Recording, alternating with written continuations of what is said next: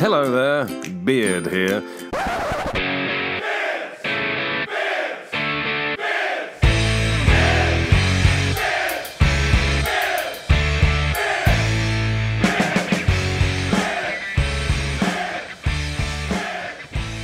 So good afternoon, good evening, good morning, handy listeners, handy viewers, such as you are.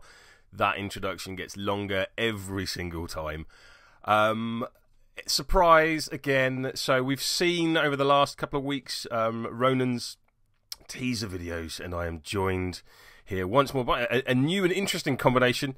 I'm joined by Mr. Sherwin Matthews. All right. And Mr. JB Perkins. Hello. Hello, gentlemen. Are you well? Apparently not. No, we're all good. Thank you. Extremely busy as late. Lots of different things to be getting on with, especially this new set of captains. But otherwise, well, personally, Sherwin. Marvellous. So the virus that Jamie brought into the office that somehow managed to affect me, I don't quite know how, miles and miles away, is still kind of ravishing my system. So apologies in advance if I have to stop to have a coughing fit. That seems fair enough. And you should also not be surprised that Jamie is able to communicate his viruses electronically. No. Unfortunately, I am painfully analog in a digital age, and Jamie is demonstrating why my virus software does not work. There we go. Perfect. It's because you've switched over to Google Drive, away from the delights of Dropbox. So, if I am correct and my time machine is working, today is April 6th. Happy salute, and we are here to discuss a collection of new models. I am somewhat in the dark, it has to be said, handy listener.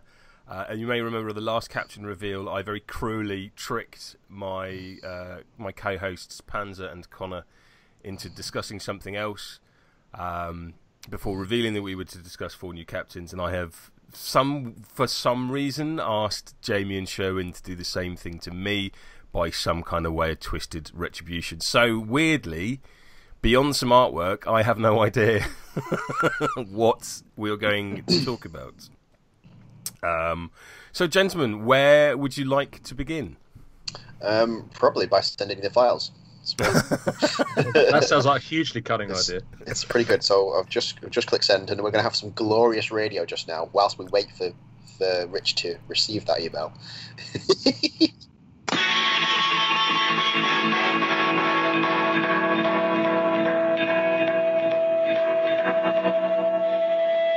It's a frickin' beard. I mean, the really cool part is that I am currently recording a podcast live at Salute, apparently, according to the time machine, which is interesting. Yes, and given I'm currently stood in the queue waiting to buy the things, I have no idea what they are.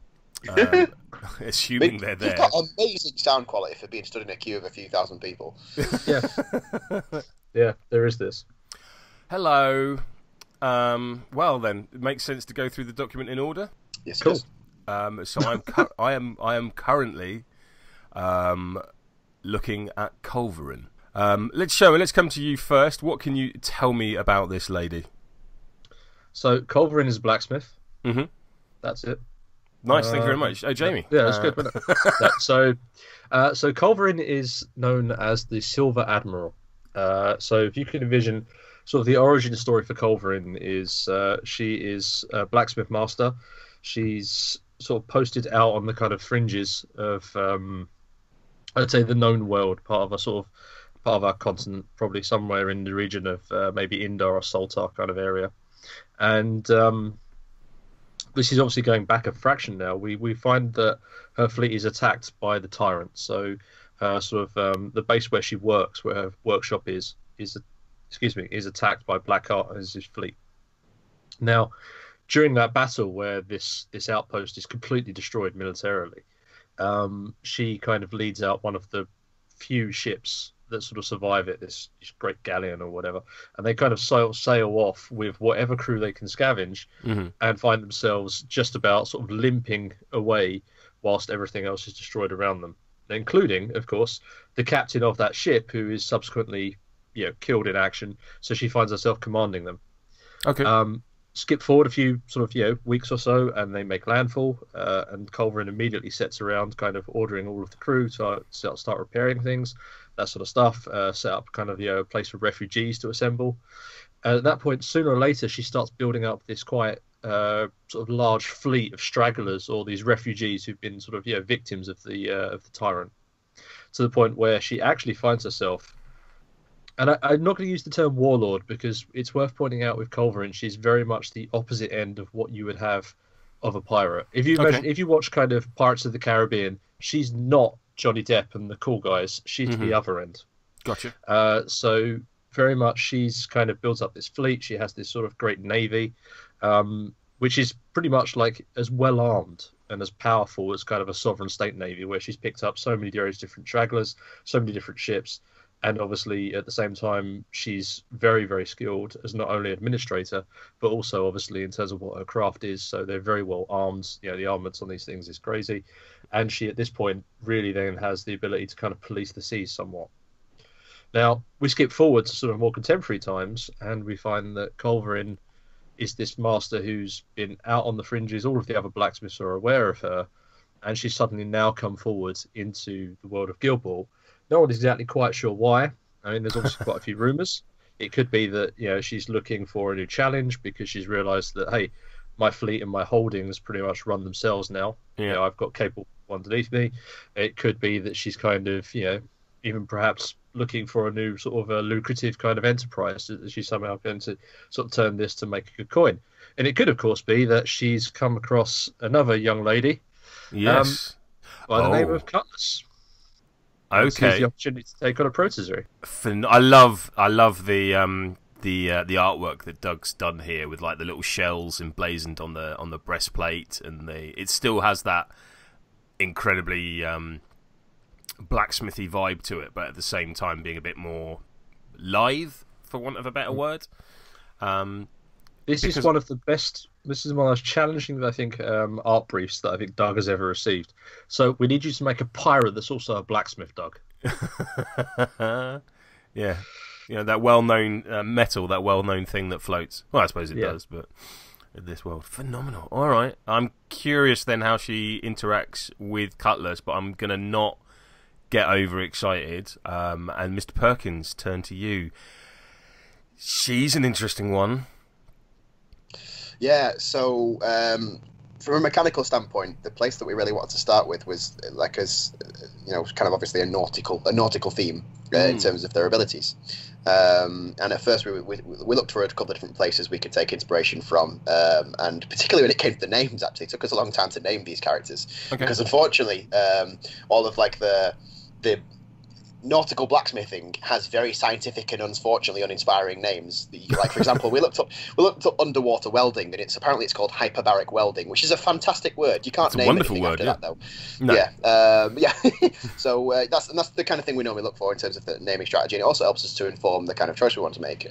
So instead, we turned away from the sort of the welding and blacksmithing a little bit and went to a related subject, which is obviously weaponsmithing, and something that is often related to naval combat is cannons. And so culverin is actually the name for, I believe it's like a medieval cannon. It's called a culverin, or one of the types of cannons that were around at the time. And in terms of the game mechanics, the link between the two is that Cutlass is effectively the loader of a cannon, and Culverin is like the spotter of a cannon. I don't know if you can fully see on the artwork there, but she's supposed to be holding like a spyglass in one yes, of the spyglass and has I Spy, which certainly makes sense. Precisely, yes, and has I Spy as well, which is another very incredibly useful buff for the blacksmiths, and is another that helps us fit into the archetype again of that the master is there to set up miniature and doesn't really do too much of the personal work themselves in terms of causing damage. And Cutlass therefore is going to be the person that is outputting that damage as part of that pair, and it made sense therefore for Cutlass to be that loader and firer. Now at one point, I don't know how much I can say about this, I guess, but I'm going to dive into it. At one point, we were actually genuinely considering having a third miniature with this pair, which was going to be a cannon.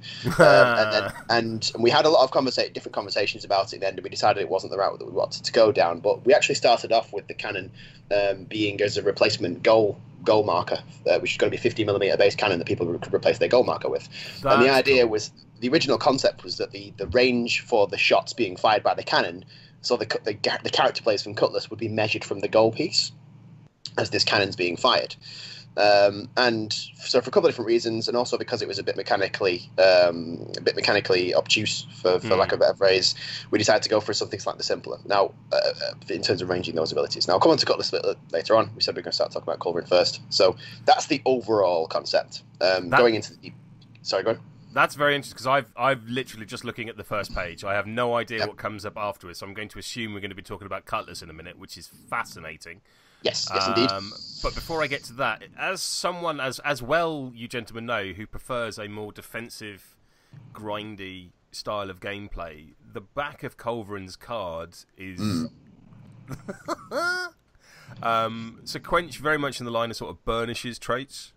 Yeah, there's a very specific thing we wanted to do with Quench, actually, which is that the blacksmith, an unintended consequence of how the blacksmiths interact with condition damage, specifically, I guess, smoke, if you want to, is that they are particularly, they have a particular weakness to the smoke damage playstyle, in the fact that their apprentices tend to have around 12 health. And that's interestingly about the kind of damage that Smoke can put out in a single turn if he wants to, including a legendary play.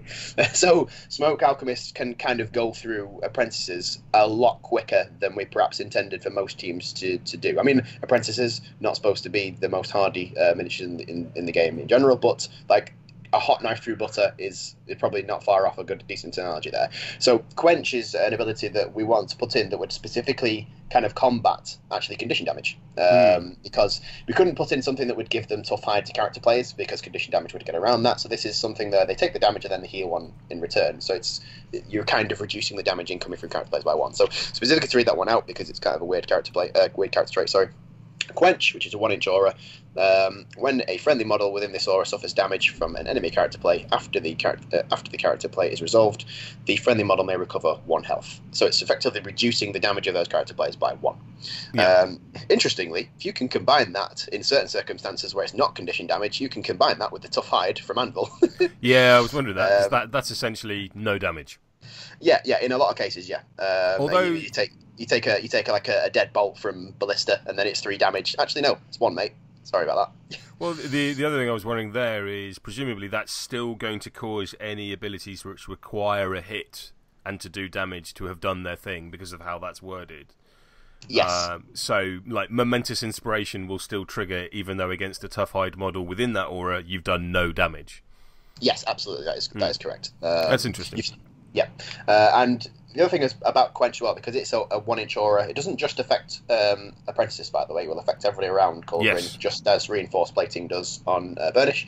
And it was just really cool in that you have another one of these defensive 1-inch auras that the blacksmiths seem to be amassing quite a lot of, and you're now getting to a point where there's a lot of these different auras to pick from. You've got 3 Sentinel Masters, you have reinforced plating on Burnish, you now got Quench on Culverin. There's a number of different combinations of these 1-inch protective auras that you can take around and really customize your team, and continue to go down that blacksmithing route of customizing your team at the model selection point, which they certainly flex into more than any other team in Guild Ball, really. They're really picking and choosing their tools before the matchup starts. Yeah. And then that's just pushed even further by the Batten Down the Hatches legendary play. So kind of like it starts off as like a massive version of Estus's heroic, just removing all the conditions, and then when taken as a captain, you then further buffing what you're getting from Quench by then immediately recovering 3 health for everybody as well. Yeah, just heal 18 health across your team. Not a problem. Not a problem at all. No. So Culverin really does represent another sort of. I mean, Batten Down the Hatches is a really, really appropriate name for so many different reasons, but really is a different kind of form of tanking for the blacksmiths if they really need to do it. So if Anvil isn't quite bringing the right kind of tanking for you, you've got a slightly different kind of almost techie tanking option for Culverin, and is specifically useful into some of their problematic matchups, such as Smoke Alchemists. And the other thing we needed to hit in overall with, I mean, this started off as being a thing we needed to sort with Cutlass, in that she was originally announced to be and is still classed as a goalkeeper. And the way in which you have to put a goalkeeper into blacksmiths is not immediately straightforward, because you not only goalkeepers, quite a lot of the original ones are often linked to the goal marker themselves, or the goal post themselves, and we didn't really want that to be the case with the blacksmiths, because the master and the apprentice link, where they should really be trying to keep together as often as they can, is something that we felt that was more important than having to have Cutlass linked to being near to the goal. We didn't want them to be too many positional problems for the blacksmith to solve. They already have enough of those due to the one insurers I've already talked enough about. So instead we went with the much more flexible get in the goal character play on Culverin, so you can literally turn any of your blacksmiths that turn into your goalkeeper for that one turn, which could also be Cutlass. Now there are more abilities as well on Cutlass that are kind of a little bit goalkeeperish, but it's kind of the way in which we attack this issue is that we kind of made Culverin and Cutlass both, I believe, both have the goalkeeper player type. That makes sense. And between them, they kind of share the responsibilities of being a goalkeeper. Okay. So, I did wonder, just as initial reading of the card, if this get in goal would be apprentice only, but it's quite nice to see that it's still just a friendly model. Yeah. Because the idea of a 50 mil Faris blocking line of sight and having goal defense is quite nice. Yep. Okay, that's interesting. I like, she's that pretty standard Master 5/7 move, a Brewer playbook or Master playbook, 3/2 def armor with 19 wounds. She's not going anywhere quickly, and her playbook certainly set up rather than output. Let's have a little look. Turn the page. Cutlass, Sherwin. Have we? Well, now, obviously, we've seen a fair amount of info from Cutlass from the Free Cities draft stories. Oh my god! Sorry, I've just seen the things. I'm trying to ignore the card. I'm now trying to ignore the card while I talk to Sherwin. Sherwin, have we seen any development in the character since the sort of the Free Cities draft stories that have been put out? So Cutlass was always one of the most difficult, I think, characters of the Free Cities draft, purely because, by nature, Cutlass's character is a very enigmatic one.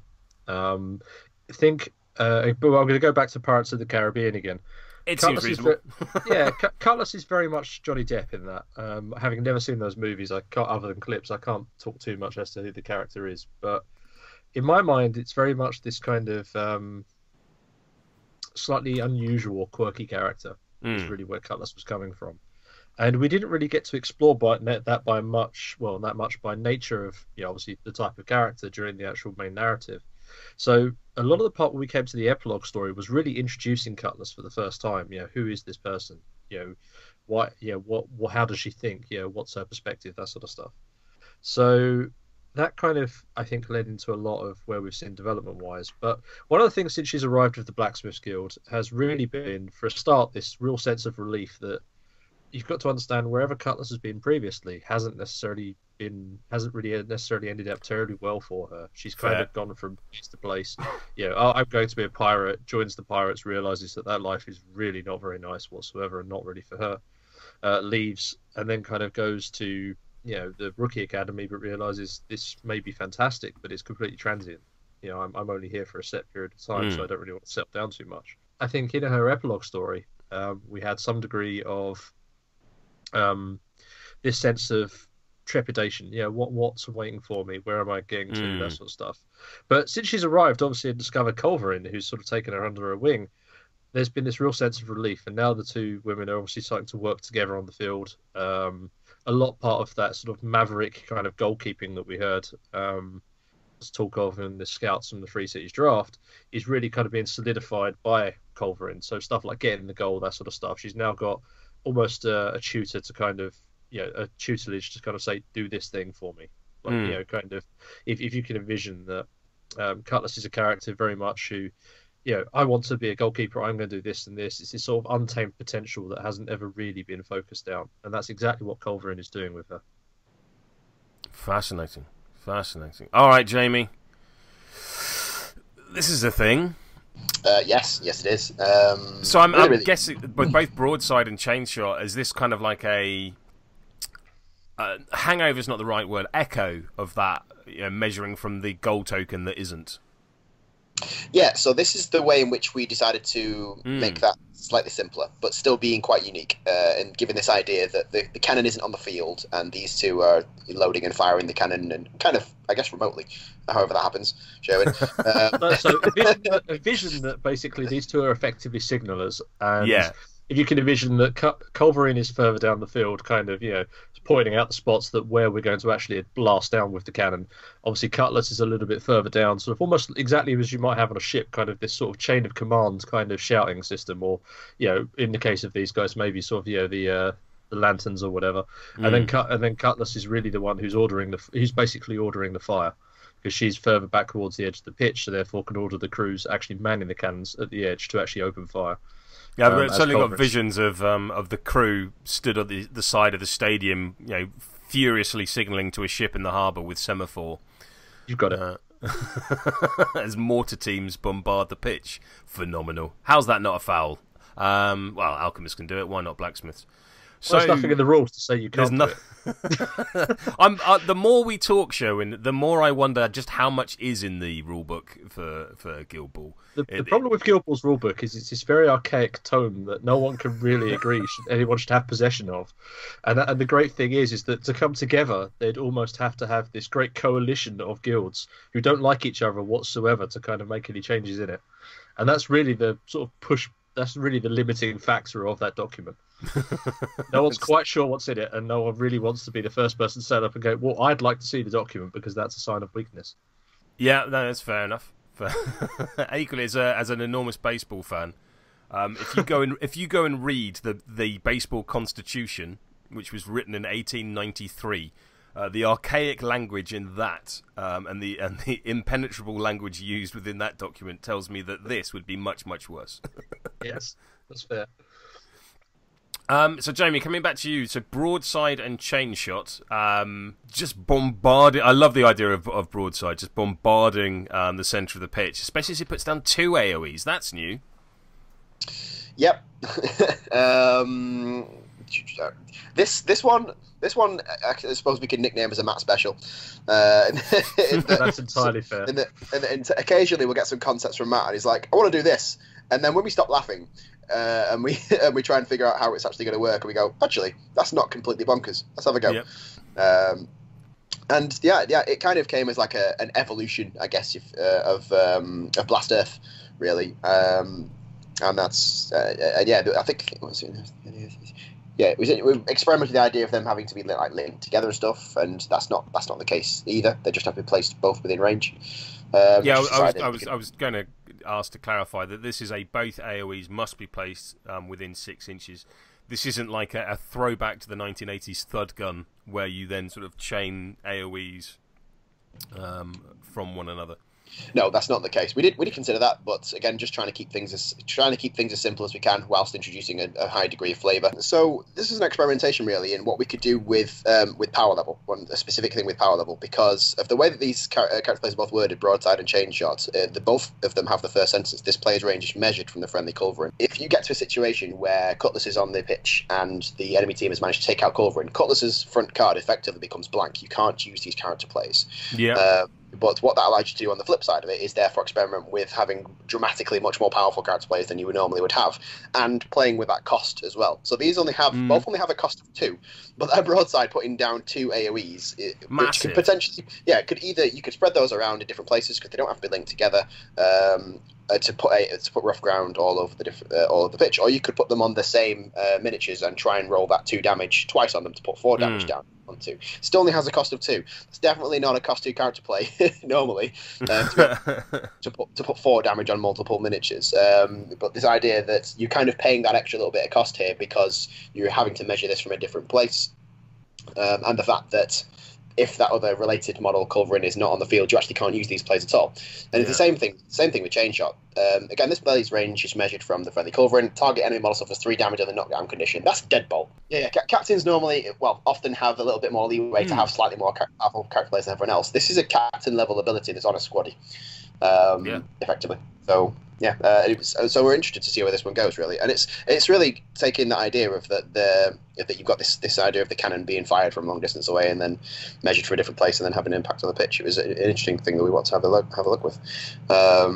And presumably, like just purely from a mechanical standpoint, it's measured from. It's not counts as coming from. So if culverin is crowded out, that's not going to impact your dice pool in any way. It's purely the measurement from that model.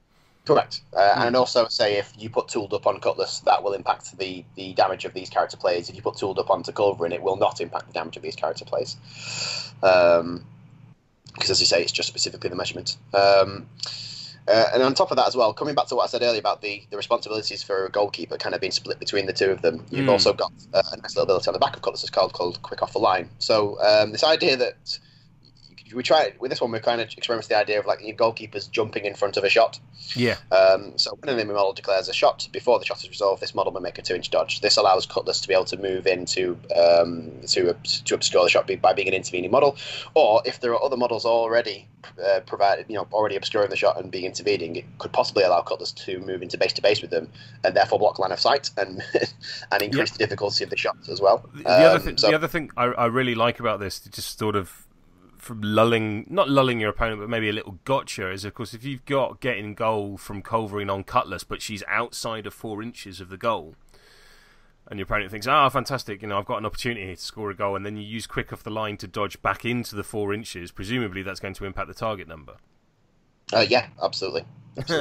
Nice. It's interesting, just to jump in here, for me it's very much the push-pull of what I was talking about earlier, where you have Culverin is really kind of the learned master taming this raw ability on her apprentice. We have this idea that Cutlass is that character who's jumping off the line to kind of try and stop the shot, that kind of thing, very impetuous, very youthful kind of exuberance. And then Culverin, by comparison, is that character, is the sort of master who's like, no, get back. Like, move back towards the goal. Like, you're out of position, that sort of stuff. Hold the line. Yeah, exactly. And I think they've got this really nice kind of push-pull there, which obviously works not only thematically, but obviously from a rules perspective as well. Then looking at her playbook, this is very reminiscent of Cast and Veteran Cinder. This, we've got that big, nice, fat spike of a momentous 6 at the top of the playbook. I think now only Bolt doesn't have something like that from an apprentice perspective, and even then he's got a non-momentous 4, which for a striker is still not exactly insignificant. So it's very much wanting to continue that vein of big spike damage from apprentices, Jamie?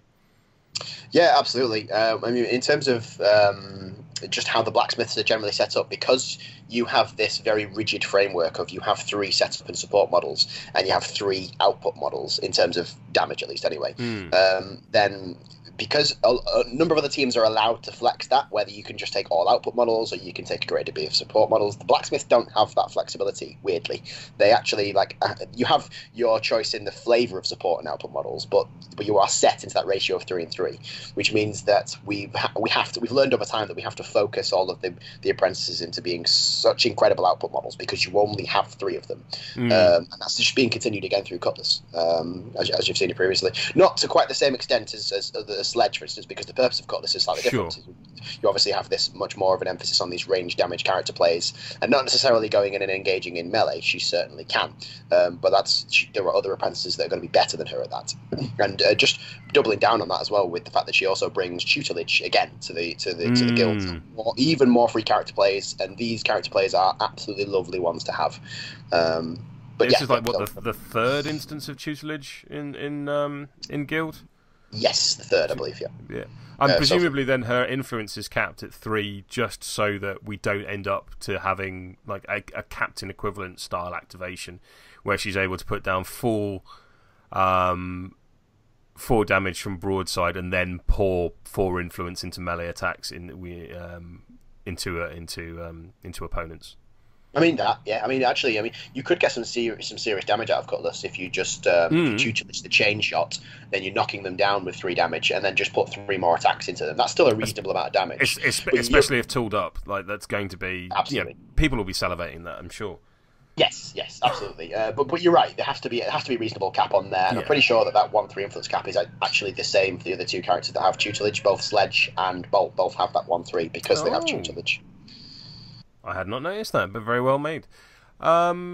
Before we move on to whomsoever the next model is, and I've not peeked ahead, tempting as it is, I suppose the elephant in the room, therefore, with regards to release schedule, is are blacksmiths getting their Free Cities draft rookie at the same time as Culverin, their new captain, purely because there is no other way of that making sense? Yes. Literally that. Because blacksmiths are designed to come out in pairs, it made absolutely no sense for Culverin and Cutlass to come out at different time periods, because especially when you can see from the cards they're so intrinsically linked together, as a lot of blacksmith apprentices and masters are. Sure. So the blacksmith gets out of their Free City draft rookie a bit early. Nice. Congratulations, Blacksmiths. All right, then I'm going to turn the page. Hello, big fella. Oh, Jesus. Right, Corker. I'm just loving these little 3-second reactions of I'm just going to take a quick scan before we have to go and talk about story. Oh my god! Well, that's what he's doing. He's mostly ignoring everything I'm saying while he looks at the card. Now, Sherwin, that is true. But, however, I am recording it so I can listen back later. No, I'm joking. So, the Brewers, Sherwin, not been having the best time of late, I think it's fair to say. Well, they got their story. They've been asking for their story for ages. That's all I'm going to commit to. Nice. No, so Corker is very. It's fair to say that the Brewers haven't necessarily had the easiest of times in their lives over the last little while. Season 4 wasn't necessarily a Brewer-friendly place, despite having their first bit of narrative. So one of the things that we're really seeing now is the guild is very much rebuilding. Tapper has kind of assumed command, as it were, of the guild, and for a large part I think that's mostly because Estes has kind of felt the need to step away from her power struggles for the time being. Those two have definitely kind of come, hostilities between Tapper and Estes have really come to an end now. So she's almost gone into a period of mourning.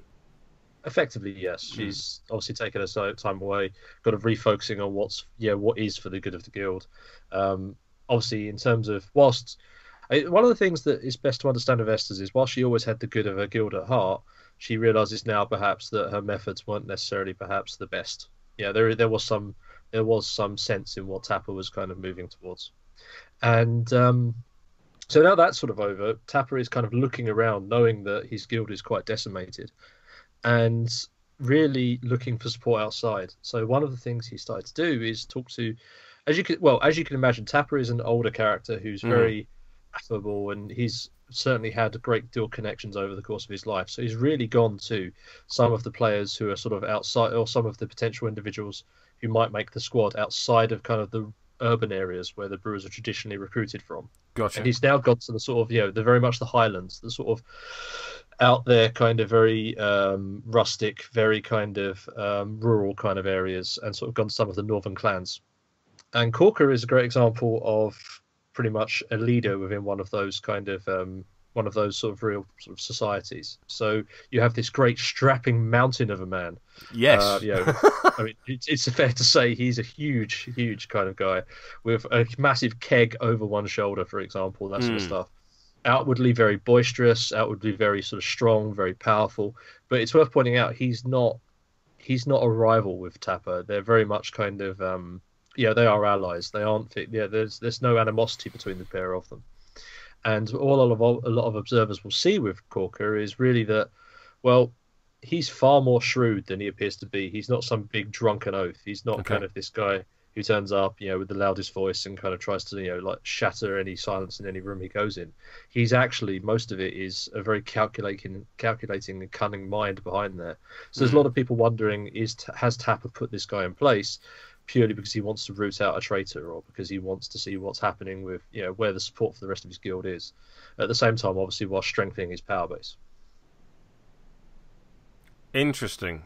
Now, looking at him, I must admit, whenever we see like a new character introduced into the world of Guild Ball, one of the first things that happens is people try and associate a new character with an old character.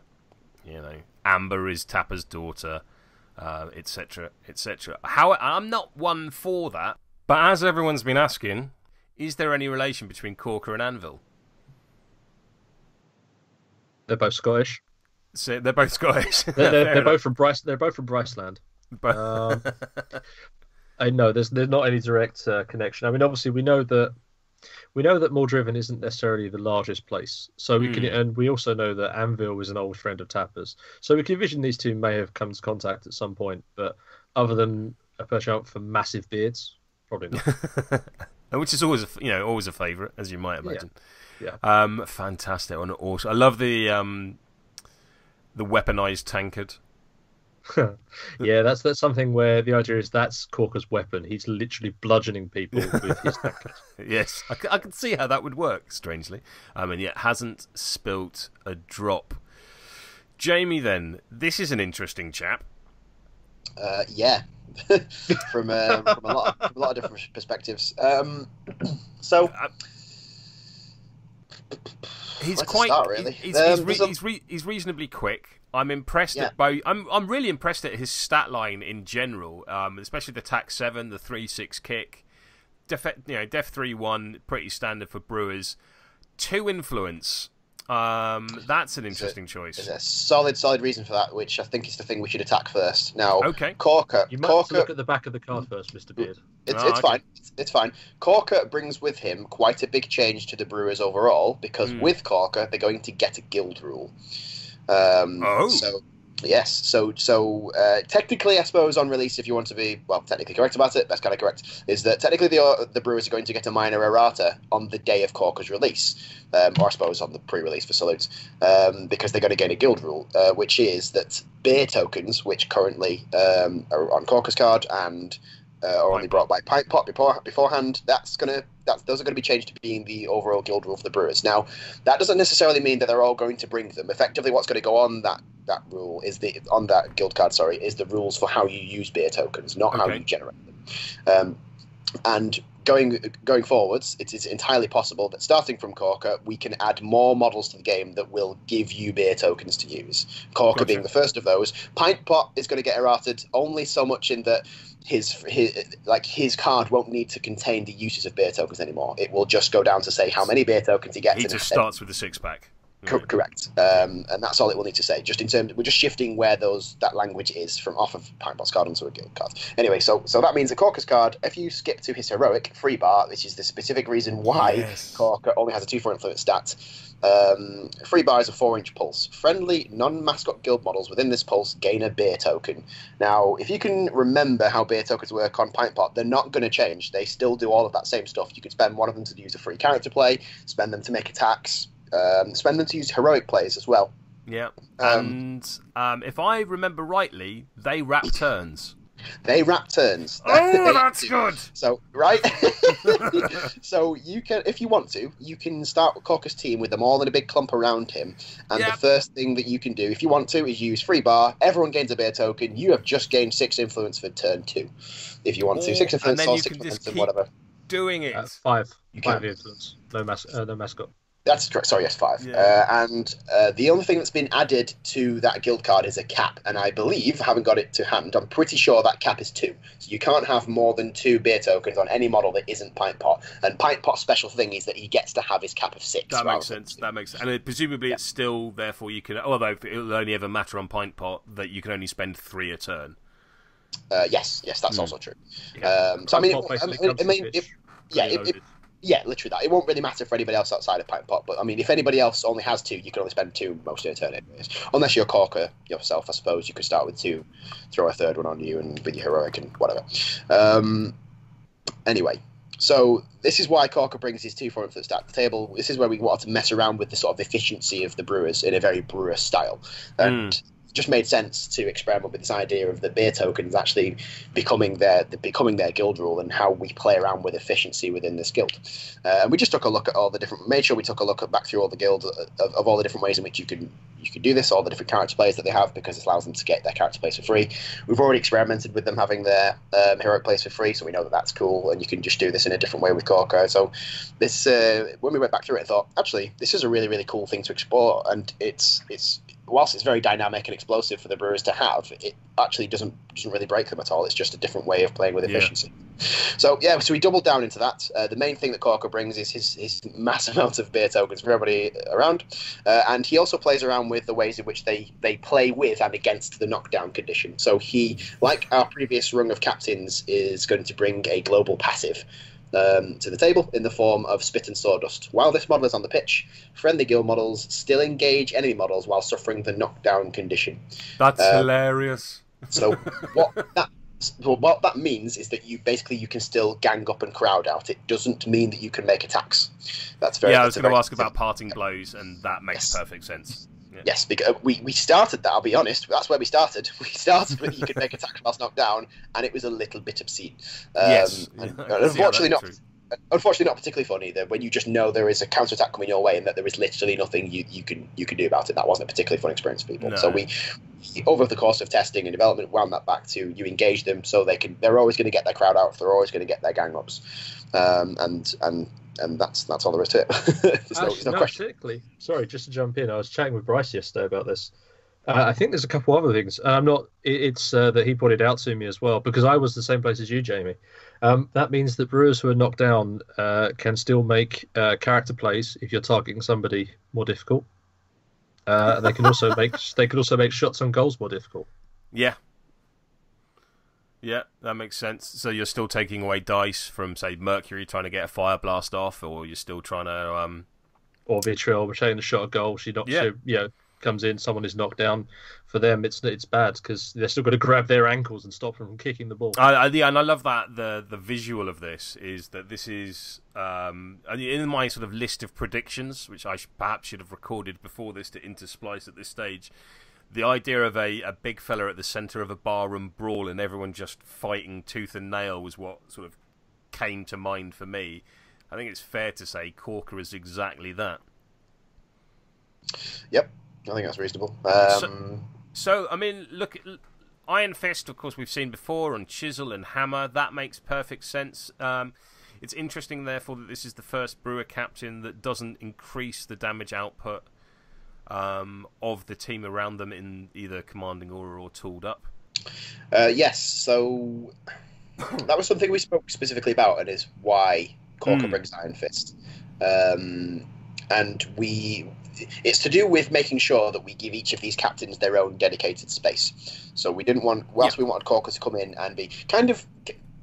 This is kind of, I suppose, Corker comes from the veteran captain Bohr school of thought, in that this is a buff to your team's efficiency and the number of attacks and the amount of output they can have in the sheer volume of actions that you can make every turn. Not necessarily a direct buff in terms of the numbers that you're going to say when you say take this amount of damage. Yeah, when I say it doesn't directly improve the amount of damage a model makes, because that isn't strictly true, and I am very much looking forward to making 5 attacks with Hooper in a turn. I can tell you that's pretty glorious from experience. Or 6 attacks from Decimate as well. I'm going to have to double check whether that is a little bit of 2 in a minute, but whatever. That makes sense. Whiskey Chaser, next point of call as well, where I said interaction with the knockdown condition. So this is another case of us adding additional playbook results as a benefit to an attack. So Whiskey Chaser's character play: the next time target-friendly guild model makes a successful attack, the friendly model may add an additional knockdown playbook result. So whatever, as long as you hit at least once, this person's attack is going to knock down. So you can throw that onto models that don't actually have access to knockdown conditions, such as Friday, if you wanted to. You could actually, reading that now, you could throw that on Scum or Quaff. Just go buff, sit down, or on Corker themselves if you want to. So Friday's learned to throw that dirty knife really hard. Yeah. It's not so much throw knife as throw sword, perhaps now. Or you could also throw it on some models that already have a really good access to the knockdown condition themselves. So, for example, if you're really worried about the counter-attack from a sturdy model, Corker could put Whiskey Chaser on himself, and then you could do momentous knockdown, and just burn straight through that sturdy. Also, I mean, like, if you're going in with Hooper as so frequently you do, if you've not had the opportunity to knock a model down, but you still just have Hooper's activation, being able to mean that first swing doesn't get wasted, as it were. So you hit that momentous 4 at the top of his playbook. It's now a momentous 4 knockdown. Yes, it will be. Yeah, you wouldn't buff the damage for it. He wouldn't get his own built, shove the boot in. But you'd get knocked down on that first hit and still get to pick a damage result. Yeah. And absolutely. Does this in some ways bring Decimate back to season 3?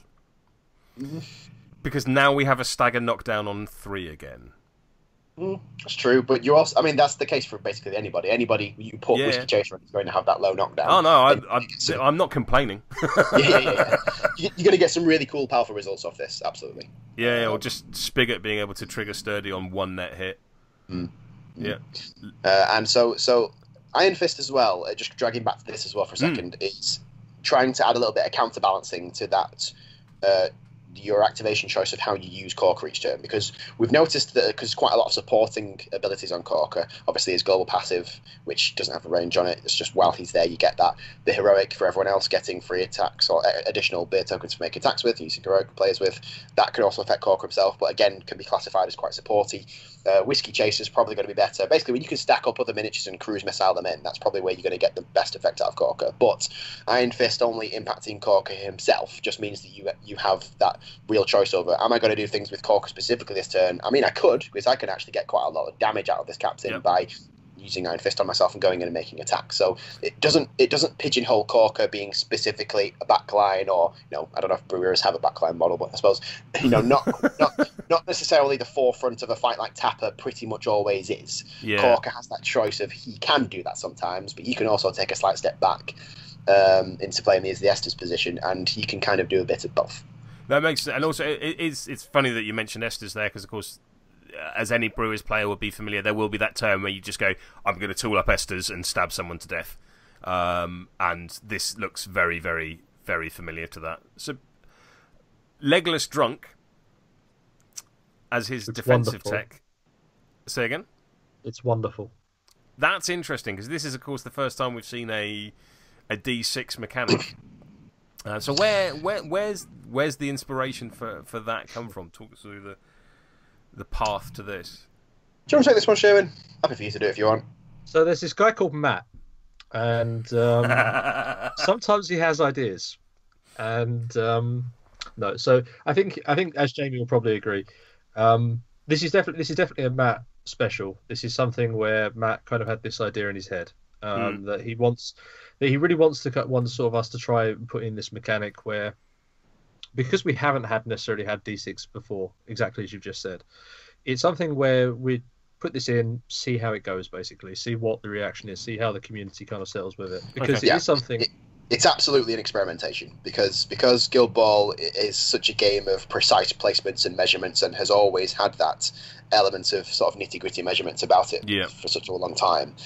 Matt's just keen to throw in a curveball and just see how the community react to it, and how people handle it, basically, and who enjoys playing with it and who doesn't. It also kind of feeds into the character having a bit more of a random element as well, exactly like we talked about with this big barroom brawl. There is this kind of sense of chaos inside of this character, this sort of unpredictability, this kind of sense of, it's not really, there's lots of stuff like, again, the model's engaging while you're knocked down, getting extra knockdowns on stuff. There's loads of things with this character where it's all about kind of, creating this idea and this theme of kind of this just sort of real uncontrollable creature. And that's exactly sort of where that comes from, I think. So just to clarify, it's like any other push. It's not that I have to take. If I roll a 6, I can push him 4 inches if I want. Yes, absolutely. Sorry, yes, because core rules for Guild Ball pushes. Yes. Is up to. I've got that slight confirmation, by the way. Got the sneaky message off to Bryce. It is confirmed. You can have a max cap of 2 beer tokens per miniature. That is not pint pot. So you can have 5 attack Hooper. You can have 6 attack Veteran Decimate. You can go a bit wild. I may have said both to you privately beforehand that I'm tempted to set myself a little challenge of taking one of these captains to Vengeance 5, seeing as I've got the time off work. Corker is winning. I'm like very enamoured with Corker. That's fantastic. Looking forward to trying him out on the pitch. It's very cool. Nervously. We're only two. We've got 2 to go, mate. You're making that. I know. I'm probably going to say that. I've just turned the page, and I'm probably going to say it after this, lass, as well. So let's have a look at Rivet. Sherwin, how does Rivet fall between the sort of not civil war, but the hostilities between Pinvice and Ballista? In a weird way, she almost doesn't. She's not really there for the power struggle of things. Rivet represents this figure. Well, with the Rivet's a slightly different character to Ballista and also Pinvice in the sense that she's not one of the sort of leading artificers, as it were. In the same sense, for example, that obviously Pinvice is the Artificer Queen. We have Ballista is the Lord Artificer. There's various different titles built around. There's very archaic kind of roles of artificers within the actual Engineers Guild. There's an Artificer General who would have been the person responsible for leading any of their armies, that sort of stuff. Various different roles. Rivet isn't one of those. She's the first captain we've seen, which doesn't really necessarily have that role. Rivet represents a new up and coming figure within the guild. And she's someone who's managed to get quite a lot of support, not only with the old guards who sort of see there's very much kind of this roll up your sleeves kind of, oh, I remember being like that when I was young, working in the trenches, or, when the sieges were happening during the Century Wars, that sort of stuff. She's very reminiscent in terms of mindset of that, very pragmatic, very kind of let's get this done, guys, kind of leadership style. But also amongst the younger generations as well. Because Ballista has perhaps moved into more left-wing leanings, should we say, and gone off on his adventures, there's this kind of new sense of kind of progressiveness that's happening within the Engineers Guild now. Okay. And whereas we no longer have various different artificers and people in their workshops kind of jealously guarding their secrets, there's now this sort of new younger generation of engineers who are sharing notes from their projects. They're now basically sharing the knowledge amongst everybody to kind of really spread out what's going on. And Rivet is definitely at the forefront of that. She's one of these more progressive leaning characters. So she's kind of got the support of both groups. The younger generations, she's one of them. She's one of their leading figures. The older generations see a lot in her that they appreciate. And it kind of sits slightly sort of uncertainly. But one thing that no one is going to be able to deny is the fact that she's an extremely effective Guild Ball player. She's she's a very capable leader. She inspires the people around her to work harder. She has a very, very good intrinsic understanding of how mechanical work, which we'll kind of get onto in a moment. She's definitely a very unorthodox character as well. She's not necessarily leading like everybody else. Pim Vice is kind of very much a controller. She's sort of, I'll control my team to do this and that sort of stuff. Ballista is very much about, a team around him who he kind of can influence immediately. Rivet is literally like a battering ram. She's just storming up the pitch kind of thing, kind of leading everybody from the front, dragging them with her, and sort of storming into the enemy lines. That's really sort of the way that she sees it. Very hands-on, very direct approach. Definitely the hammer to someone else's anvil. Yeah, I love the look of absolute fierceness on that woman's face in the artwork that Doug's done is fantastic. And have to give him the nod to Rosie the Riveter, who can only be a source of inspiration on this. Looks phenomenal. So is it fair to say she's more of a I don't know, less of a creator in ways of the other two, but more of a more towards maintenance and improvement? Yeah, I would say she's certainly more of a mechanic, perhaps, than the other two, is probably the way I'd look at it. If you look at Pim Vice, she's kind of very much from the design perspective, the architect kind of character. You have Ballista, who's kind of the mad engineer, sort of inventor kind of type, and now apparently he's an entrepreneur or kind of almost a political figure. And then now we have Rivet, who is very much the kind of the raw engineer. She's the raw mechanical side of things. No, absolutely fantastic. Love the look of this model, isn't it? You sent me the artwork earlier on. It's kind of like a tease, and just the threat that comes off her is very, very impressive. I love the fact that she's a Def 3-2 model. So you've got like the full gambit. Then you've got like a 3-1 tough hide, a 5-0 reanimate, and then a 3-2 defensive model. Incredibly, incredibly resilient. Jamie, is it fair to say that elbow grease has formed a lot of the information informed a lot of the choices on this lady? Yeah, absolutely. Well, the combination of elbow grease and use this, you can, with those two character plays, especially if you put them on the same model, they can completely flip a model on its head. The main ones that stood out to me during playtest were Locust and Colossus. Less so for obviously if you use this on Colossus, you already has a 2-inch melee zone, but you can take those two, and so people are just going, oh well, they're pretty tough to kill, and they don't really do too much outside of that. Not quite true. They're now going to hit you, and they're going to hit you real hard, and you're going to feel it, and it's going to hurt, and they're going to get a lot of momentum for it, and then you're also going to be unable to kill them. Hoist as well sprung out, like, he's got a 1-2-3 damage spread, all of which are non-momentous. They now can be. Ratchet is very much the same. Yeah, that's it's going to be interesting. It's going to change things up. Even the other one I was looking at was Veteran Velocity, with who currently has one non-momentous 1-2-3 on their playbook, which can all change.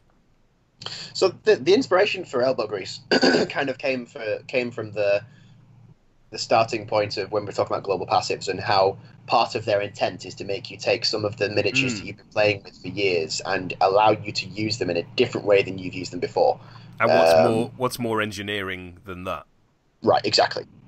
And so whilst it's generally the global passives that are bringing this to the table, this sort of train of thought is also informing our choices when we're coming to heroic players' traits, basically other abilities in the game, and that certainly informed elbow grease and the fact that you can, and to an extent, use this as well. But that's a bit more of a bolt-on because it already existed. But just taking those models that already existed and just going, you know what, you can use this model entirely differently, and we'll just reset people's expectations on what you're going to get from this. So, as you're going to stand against those models that are just like, actually, this doesn't have very much momentous damage, and then suddenly flipping that table on somebody and going, actually, it does. And then go, oh, okay. And it's just a different experience for both players all around. Particularly as I've just read the back of the card and reached follow my lead. Good lord! It's pretty cool, right? Oh my god! So this character very much came up in a conversation that Matt and I, just to give everybody a little bit of design insight on some of how this works, on one of the long drives to Manchester that Matt and I had, we were kind of talking about what we'd like to do with different captains. And as possibly one of the people in the SFG team who's played the most engineers, I kind of found myself really pushing, what are we going to do with this character? Like, how can we build this? And Matt and I were talking about, we kind of hit a slight barrier in the sense of, okay, so Matt sort of said, oh, we could do this and this. It's like, yeah, but Pinvice does that. Like, yeah. Oh, we could do this. Well, Pinvice does that. How do we do this? Oh, Ballista does that.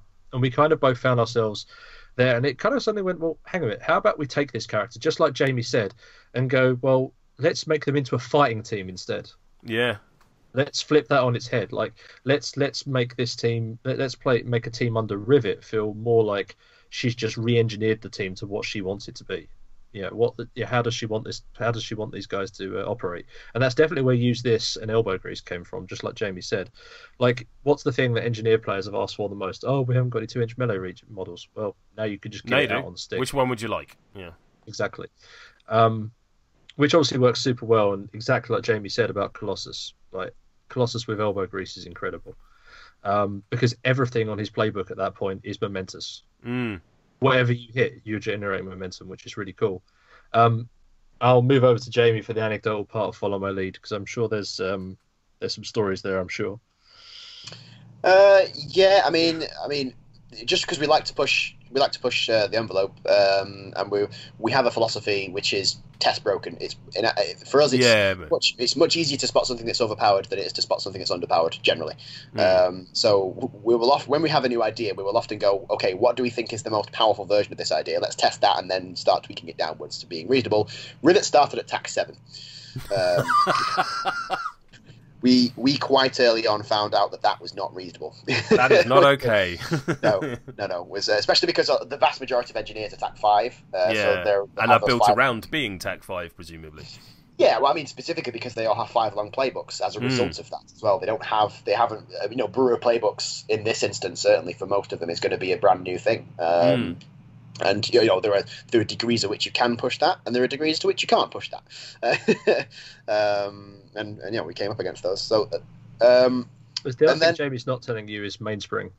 Yeah, I was going to say. That was the one I forgot. That was the one I forgot. Yes. Yeah, I'm really pleased it says Squaddy, because the idea of a TAC 6 mainspring really made me laugh.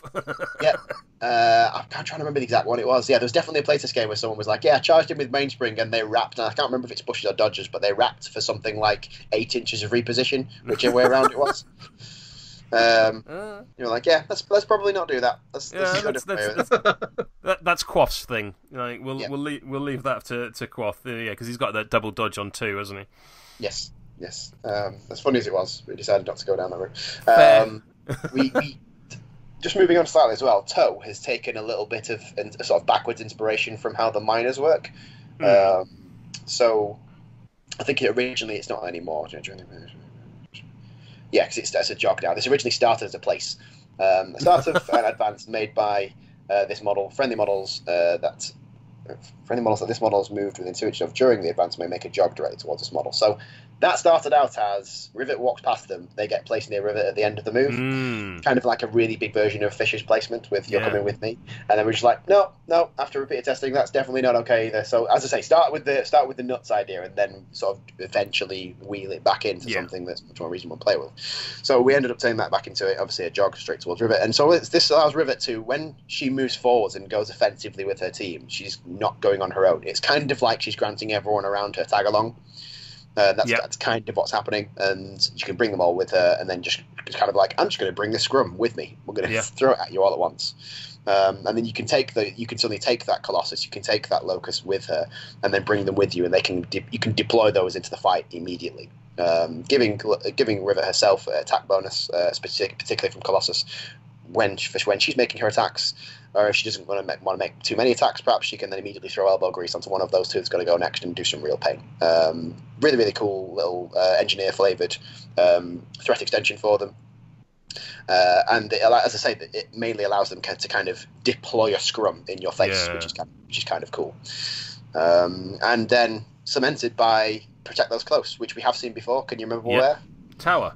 Yes, indeed. So this started out as a legendary play, and then we kind of felt actually it's going to be more appropriate to, as long as we can control the size of the aura, it's going to be more appropriate to use as a heroic. And then this kind of just cements the fact that remembering that whilst Rivet is bringing a more fighty element to the engineers, that they certainly promote being resilient generally in small r.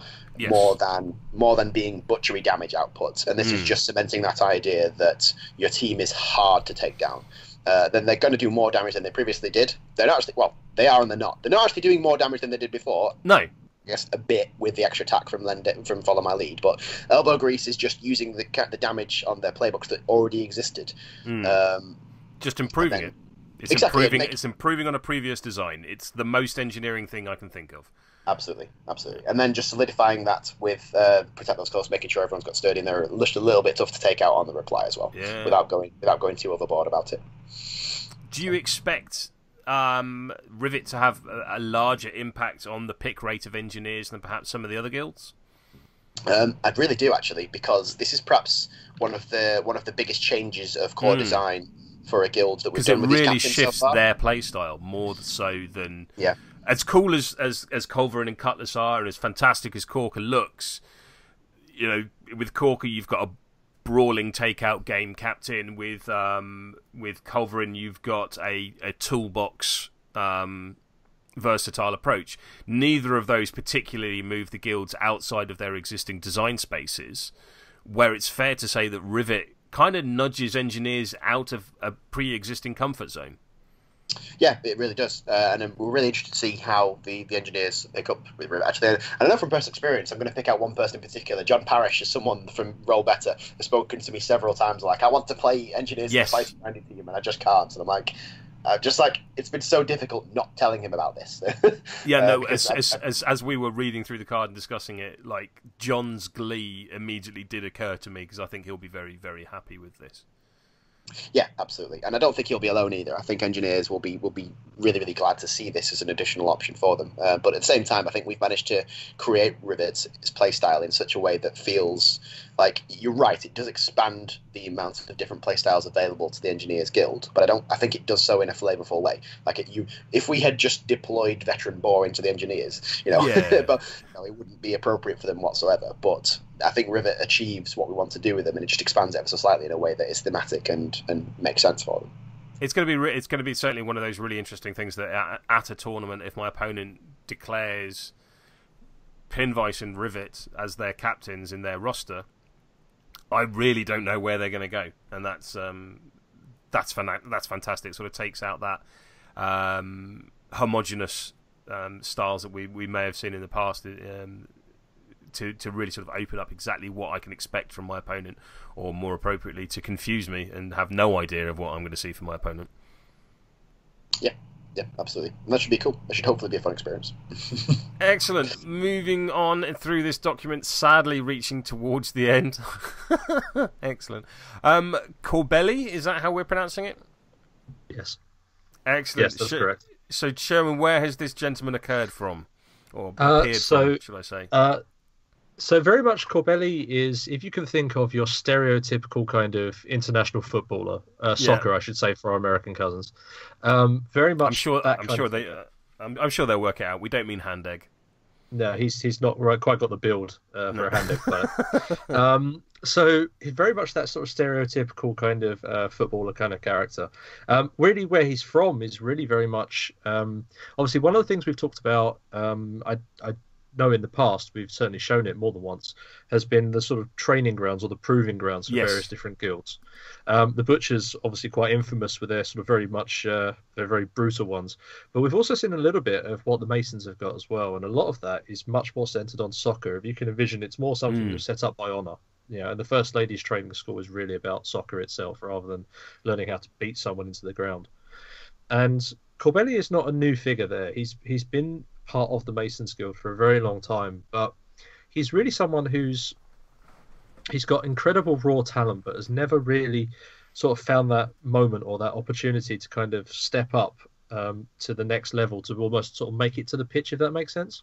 Okay. Purely because it's just been trying to work out why that is. It's not that he's a lazy player.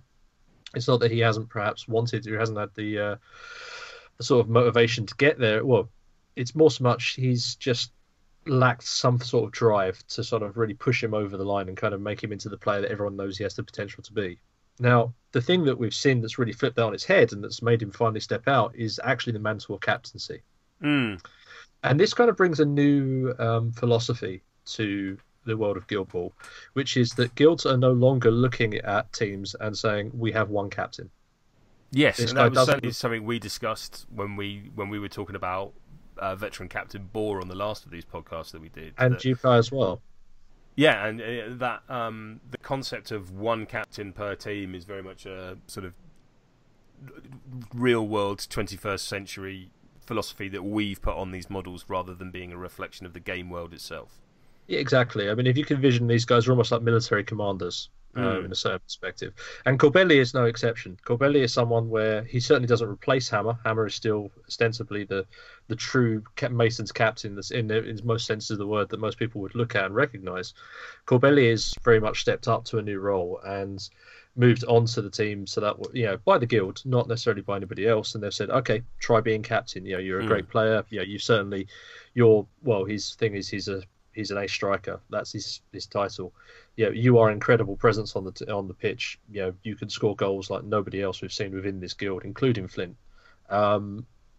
This is the job for you. Step out onto that pitch and make. Here's your chance for greatness.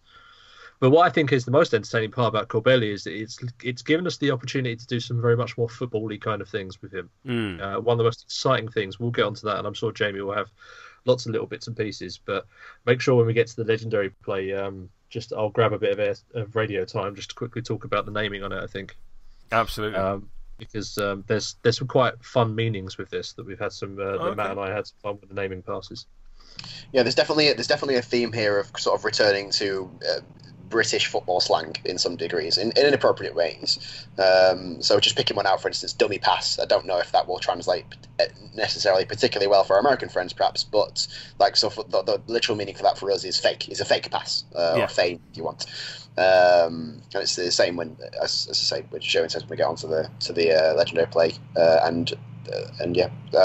so we've already got some existing character players where their names have been kind of dictated for us because they're already in the game. Acrobatics, for instance, which is very useful character play, but the rest of that stuff has been certainly informed by that. Anyway, going into the overalls, Corbelli is a frighteningly good goal scorer.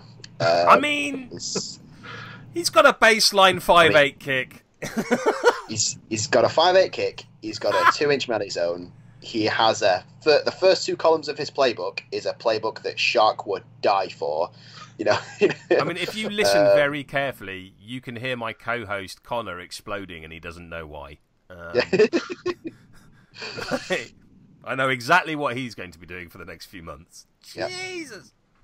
There's a lot of very, very, very, very cool stuff you could do here, and I mean, just the idea of dummy passes is just a very started off with a very simple idea of remember the problem we had with the Order before they had Ball of Light, where if they didn't have access to the ball, they couldn't do all their cool trickery. And dummy pass is an ability that's come from that train of thought of we really want the football captains and the footballing teams to be able to have some access to some of this really cool dynamic stuff they have with the ball when they don't have the ball.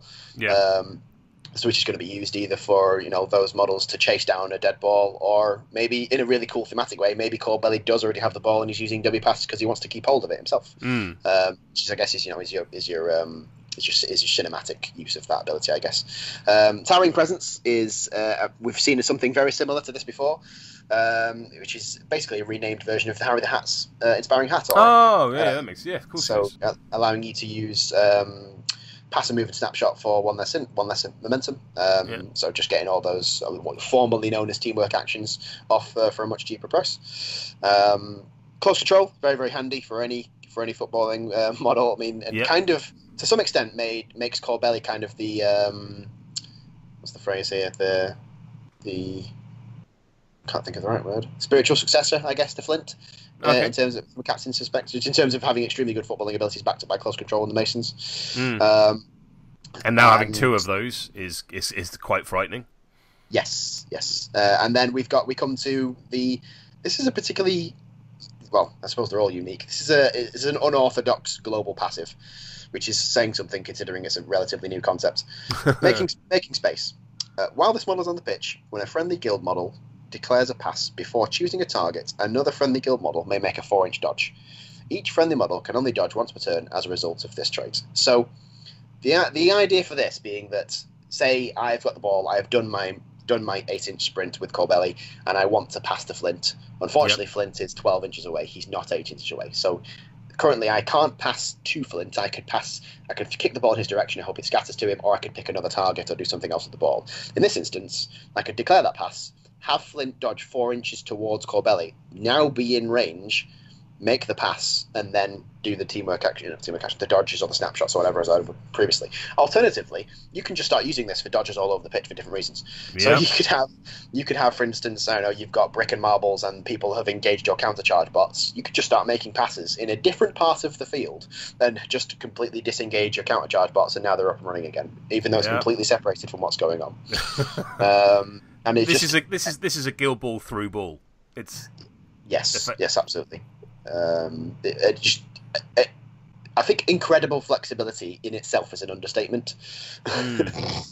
There's people are going to do stuff with this, which there will be some interesting moments as all of a sudden what you've set up gets destroyed and removed, and you find yourself with the ball in the back of the net. That's a phenomenal rule. Really looking forward to seeing how people more suited to the football game than I make use of this.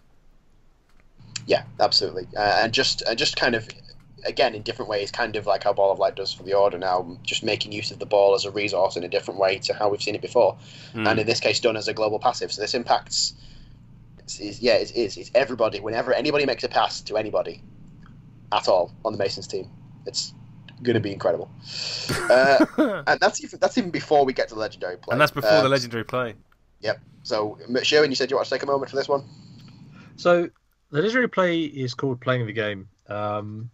Now, that's definitely a very British kind of football term, but what I think we've achieved here is worth note because it effectively works on 3 different levels. The first one is playing the game, as in, if you were to look at it, the Mason player using Corbelly is literally playing soccer by using this. There's no other way outside of that. The second one is kind of an admonishment side of things. It's that kind of very much British slang of, come on, play the game. It's really something where you look at if someone is deadballing, if someone is kind of, punting into a scrum, saying, oh, you can't come and get the football from me, so you can't play this game. It's come play the game, mate, that sort of thing. So the name works there. And of course, the third one is the soccer, is very much a soccer thing. And anybody who's certainly anybody who's watched European soccer will definitely get this. It's when a player takes a dive and the commentator just kind of goes, oh, he's playing the game. He's working the system. Yeah. Like you can't get upset at him. He's in the penalty box. He's taking a dive because that's what you do to try and get a penalty. He's flopped. He's definitely not really following the official rules, but he's using the rules to his advantage. He's, inverted commas, playing the game. And that's really where this came from as a name. That's very nice. That is very nice. It's interesting because one of the we were talking about John from Roll Better a moment ago. I know full well from the conversations with Dan Adams that as a man that's very closely associated with the Masons Guild, what do you want from a new captain in the Masons? And his immediate response was Masons Corsair. So I think he'll be very, very happy with playing the game. Yeah. I mean, that's one way you can look at it. I mean, I'd look at Corbelli as being like Mason's Shark, and Siren became one person. Yeah.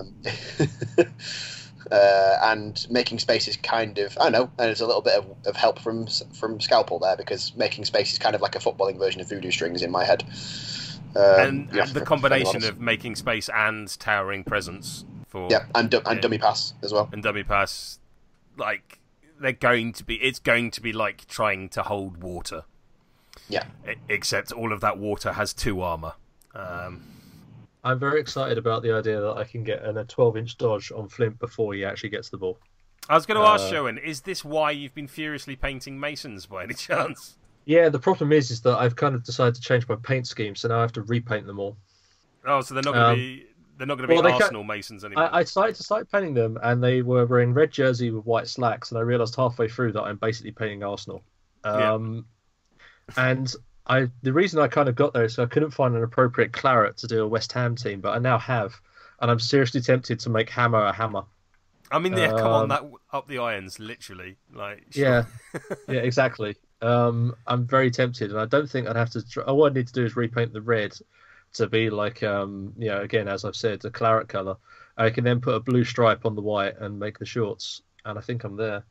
Yep. I'm very seriously tempted. I'm very seriously tempted, but then I've gone to all the effort of painting these miners as well. I just have to paint more models. That's what it is. Oh well. Too many models I want to play, and not enough time to play them. That's a great place to be, right? That's not a bad choice. Yeah, I always say that Jamie, I believe, judges an errata or a rules release by how much stress and anxiety it causes me in trying to decide what to play. Entirely, my friend. You are my temperature gauge for that. So this is going to be an interesting one. Am I right in thinking? So yes, today in the Time Machine it is Salute. And am I right in thinking, Jamie, you said that some of these are going to be available as a pre-order? So what Salute is going to be is a pre-release of these captains. Their general release is actually a week after Salute. Okay. So Salute is going to. So when you're at Salute, there'll be a number of these available for purchase. And so their rules will be released on this day, but their general release isn't until basically a week following that. Gotcha. So it's not like everyone else will have a long time to wait. Yeah, basically, yeah. But, I mean, where that comes from basically is we actually didn't really want to do a pre-release to start off with. We've tended to go a bit away from those. You'll notice we've done fewer pre-releases in the last few months actually than we've done previously. But it's just literally that we had pinned Salute in our calendar as the time we wanted to get these out, and we can only get a small number of them in time for Salute, which isn't enough for a general release, but it's enough for us to do a pre-release. And then we can basically with our shipping timelines, we can ensure that we have enough of them for the general release the following week. We didn't want to be putting ourselves out there only to disappoint people, as you know, we're trying to move away from doing that. No, that's fair enough. Perfect. Plus, as a side note, sorry, I was just going to say. Plus, as a side note, and this is definitely a personal one. I think it's nice that we kind of getting back to that spectacle of Salute, of some sort of Salute. Some sort of reason to be excited about coming to see us at Salute. I'm not necessarily saying that wasn't there last year with God Tier, but I remember the first couple of times we were at Salute with these huge, great queues, for example. People kind of can't wait to get the model. It's really nice to know that we'll have a similar sort of thing happening this year. I mean, you had it last year with a certain extent with the Exiles model. That got around the room fairly quickly. That you had that box on sale when no one saw that coming. And it is the UK's biggest trade show. It makes sense for there to be a degree of spectacle, as you said. So, gents, before we sign off, is there anything you want to sort of revisit on any of these 5 models? Not 4, but 5 brand new Guild Ball models. Anything in closing? Jamie? I think we've covered the gist of it, really. Just once again, as usual, as the last 4 captains, I'm really excited to see how the playing meta evolves, really, and how many people are taking these to events and how they get on. Yeah, and certainly I think I and many others will be very impressed at just how quickly a turnaround there has been from the last batch to this wave. that it's not been a it's not like, you know, this is happening once every 6 months or anything like that. There's somewhat of a relentless pace to the release of Guild Ball at the moment, and the meta is forever changing as a result. So well done, lads. I'm going to quickly jump in here for my one. What do you think, Mr. Beardman? I'm very impressed by all of them, I have to say. Corbelli, just to go back in opposite order, I love what people are going to do with Corbelli. I've been attempting more of the football game myself of late, and it's fair to say that it is a lost and mercurial art that makes no sense to me whatsoever. So whilst Corbelli kind of reminds me of Yukai, and I look at the card and go, that's phenomenal. I can't wait to see what other people do with it. Rivet and Corker are phenomenal and right in my wheelhouse of just punching nonsense, and Culverin and Cutlass. I really like the. It's interesting. I think it was on Strictly the Worst, Jamie. You were talking about Skulk, about how goalkeepers can't just be. While Skulk has been the most interesting goalkeeper made to date, future goalkeepers cannot just be reprints of his card. And I think this is a really nice take on that, is that it is not just a reprint of Skulk's card, but especially with quick off the line, I think that's a phenomenal goalkeeping trait, and has for what is effectively a 2-inch dodge, has a surprising amount of versatility in terms of how you use it, and there's a myriad of different effects that you can trigger off that. But it's not just rush keeper, it's not just a glut mask keeper at the back, like sort of compound and things like that. So yeah, very interesting to see. There's quite a wide variety of mechanics to achieve quite similar things, but that's I don't mean similar as a bad thing there, if that makes sense. No, absolutely. I think you've covered it quite well there, and just I think we've quite succinctly hit the notion that we wanted Cutlass and Culverin to share the burden of being a goalkeeper between them, and I think we've done that quite reasonably. And that you're not just specific. We really want to avoid, as I said earlier, just limiting one model to being stood next to their goalpost, and I think we've managed to achieve that not being the case between the two of them. So I'm quite excited by how players are going to incorporate that into their teams. Excellent, gentlemen. Thank you very much for your time and for talking about these 5 new models, which hopefully by now I already have in my hands. I look forward to future conversations, if should they happen to happen.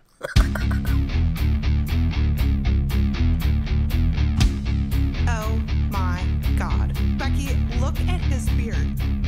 It's just so beard. Obey the beard!